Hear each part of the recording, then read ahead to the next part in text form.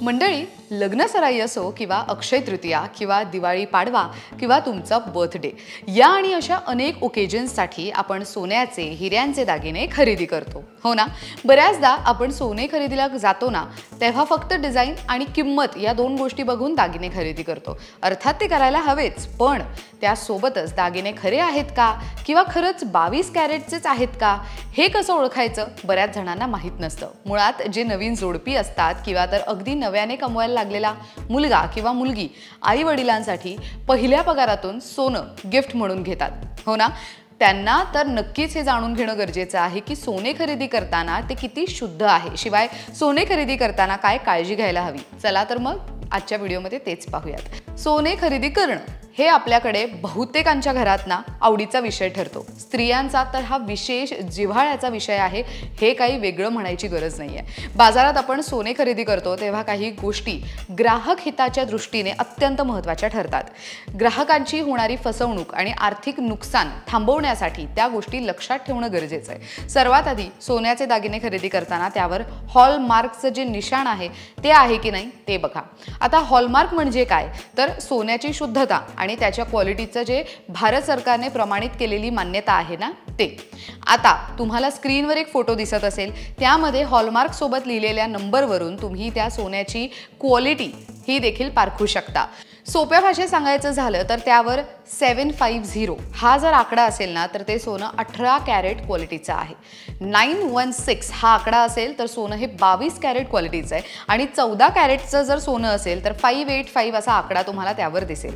पुढील इमेजमध्ये तुम्ही बघू शकता की जर 22 कॅरेटचा दागिना असेल तर त्यात किती टक्के सोनं असेल. म्हणजेच 22 कॅरेट असेल तर त्यात 91.6% सोनं असेल. आता ही तर झाली कॅरेटची माहिती. आता दागिन्यांवर असलेल्या काही चिन्हांबद्दल सुद्धा जाणून घेऊयात. दागिन्यांवर मुख्य 4 तुम्हाला लोगोज पाहायला मिळणार आहे. एक ट्रायंगलमध्ये असेल, मग सोनं किती कॅरेटचं आहे त्याचा नंबर असेल, दुकानदाराचा लोगो असेल आणि हॉलमार्क सेंटरचा लोगो असेल. कुठल्याही सोन्याचा दागिना विकत घेताना या 4 गोष्टी नक्की तपासून घ्या.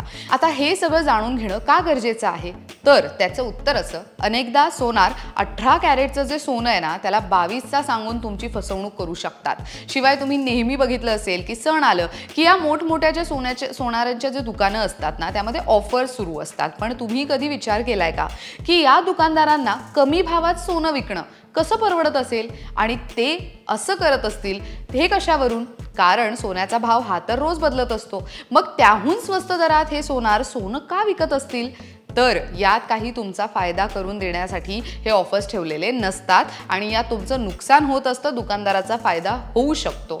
या ऑफर्समध्ये काही असे दागिने असतात ज्यांच्यात स्टोन, क्रिस्टल, बीड्स ह्याचं वर्क जास्त असतं आणि सोनं हे कमी असतं, पण ते विकणार सोन्याच्याच भावात असतात बरं का.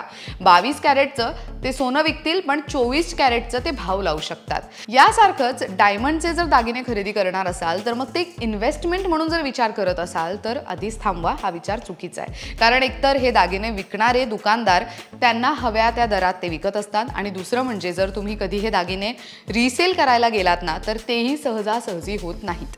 यापासून वाचण्यासाठी तुम्ही हिऱ्याचे दागिने हे कुठल्याही मोठ्या दुकानातून घेण्याऐवजी एखाद्या छोट्या दुकानातून खरेदी केलं तर उत्तम. आणि सोबतच IGI सर्टिफिकेट हे सुद्धा त्यासोबत नक्की घ्यायला हवंय. जेमस्टोन किंवा रत्न आजकाल ह्यांची मागणी देखील खूप जास्त वाढली आहे. अमुक ब्राह्मणाने सांगितलं म्हणून आम्ही अमुक खडा घालतोय, पण हे रत्न खरेदी करताना ते नेहमी सराफाच्या दुकानातूनच खरेदी करायला हवेत हे आपण विसरतो. कारण या रत्नांच्या गुणवत्ता आणि त्याची खरी किंमत ही आपल्याला माहीतच नसते. त्यामुळे हे रत्न घेण्याआधी 1 ते 2 दुकानांमध्ये चौकशी करा, किंमत काढून घ्या आणि मग तुम्हाला अंदाज येईल की ते तुम्हाला किती रेट्समध्ये मिळणार आहे. जर तुम्ही कुठलं महाग रत्न खरेदी करत आहात तर त्याच्या क्वालिटीचं जे सर्टिफिकेट आहे ते घ्यायला विसरू नका. त्यासोबतच त्या रत्नाची रिसेल किंवा बायबॅक व्हॅल्यू सुद्धा जाणून घेणं गरजेचं आहे. अगदी पारदर्शक रत्न हे एकतर नकली असतात किंवा अतिशय महाग असतात. सामान्य जी रत्न असतात ना त्यात बबल्स किंवा जाळीदारपणा जो असतो हा स्वाभाविक असतो, कारण रत्न हे नैसर्गिक असतात. त्यामुळे ते खरेदी करताना थोडं सावध होऊन त्यांच्या शुद्धतेनुसार तपासणी केली तर उत्तमच आहे. या काही गोष्टी सोने खरेदी करताना लक्षात घेतल्या तर मग तुमची फसवणूक ही टाळली जाऊ शकते. अशा पद्धतीने this video comes to an end. आजची माहिती कशी वाटली कमेंट करून नक्की कळवा.